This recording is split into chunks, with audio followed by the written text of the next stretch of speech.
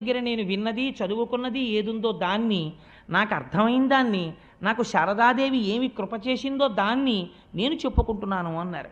ఆయన అంటారు, అమ్మలగన్నయమ్మ ముగురమ్మల మూలపుటమ్మ చాలా పెద్దమ్మ సురారులమ్మ కడుపారడి బుచ్చినయమ్మ తన్ను లోనమ్మిన వేల్పుటమ్మల మనంబున ఉండెడియమ్మ దుర్గ మాయమ్మ కృపబ్ధినిచ్చుట మహత్వ కవిత్వ పటుత్వ సంపదల్. విజయవాడ కనకదుర్గమ్మ తల్లి కోవెల్లో రాజద్వారం మీద ఇప్పటికీ ఈ పద్యం రాసి ఉంటుంది. నాకు అక్కడికి వెళ్ళినప్పుడల్లా పోతన గారు జ్ఞాపకానికి వచ్చి పొంగిపోతుంటాను. ఆయన అంటారు, అమ్మలగన్నయమ్మ ముగురమ్మల మూలపుటమ్మ. ఈ పద్యం పైకి ఒకలా కనపడుతుందండి, కానీ మీకు నేను ఒక రహస్యం చెప్తున్నాను ఇవాళ. మీరు తెలిసి కానీ తెలియక కానీ పోతన గారు రాసిన పద్యాలు కొన్ని నోటికొచ్చి మీరు చదివారనుకోండి, సద్య ఫలితాన్ని ఇచ్చేస్తాయి. ఎందుకంటే మీరు కొన్ని కొన్ని చదవకూడదు, మీరు కొన్ని కొన్ని చెయ్యకూడదు. మేరుని శ్రీచక్రాన్ని ఇంట్లో పెట్టి పూజ చెయ్యగలరా? చెయ్యలేరు, పక్కన గురువు ఉంటే తప్ప. అది మన వల్ల కాదు. లేదు, మీరు బీజాక్షరాల్ని ఉపాసన చెయ్యగలరా? చెయ్యలేరు, కష్టం. కానీ పోతన గారు ఈ దేశానికి బహూకరించిన గొప్ప కానుకేమిటో తెలుసా అండి? మీరు ఆ పద్యాన్ని మామూలుగా పైకి అర్థం తీయండి. అమ్మలగన్నయమ్మ ముగురమ్మల మూలపుటమ్మ చాలా పెద్దమ్మ.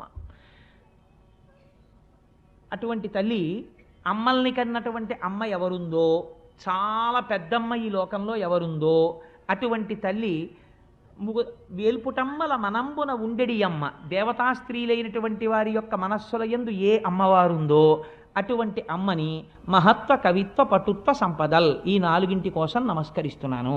అటువంటి దుర్గ మాయమ్మ, ఆ దుర్గమ్మ మా అమ్మ. ఇది ఆయన చెప్పింది కదండి.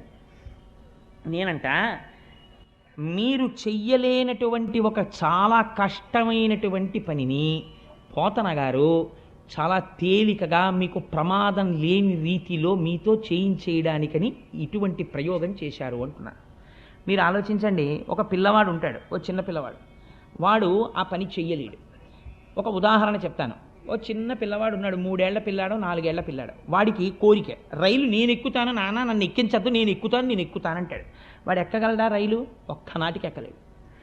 తండ్రి ఏం చేస్తాడంటే వెనకాతలుండి జాగ్రత్తగా పట్టుకుని వాడికి కనపడకుండా వెనక నుంచి మెల్లిగా ఎత్తి మెట్లు ఎక్కించి లోపలికి పంపించేస్తే వాడు లోపలికి వెళ్ళిపోయి ఇటు తిరిగి తప్పట్లు కొడతాడు. నాన్నగారండి రైలు ఎక్కేశానంటాడు. తండ్రికి తెలుసు వెనక నుండి ఎక్కించిన వాడిని నేనేనని. ప్రమాదరహితము చేసి ఎక్కించిన తండ్రిలా పోతన గారు చేసిన ప్రయోగం చెప్తాను ఈ పద్యంలోంచి. మీరు చూడండి, అమ్మలగన్నయమ్మ. ఈ మాట ఎక్కడదండి? అమ్మలగన్నయమ్మ అంటే అమ్మలు ఎవరని చెప్పారు. మీరు లలితా సహస్రంలో శ్రీమాత అంటే శకార రకార ఈకారముల చేత సత్వ రజస్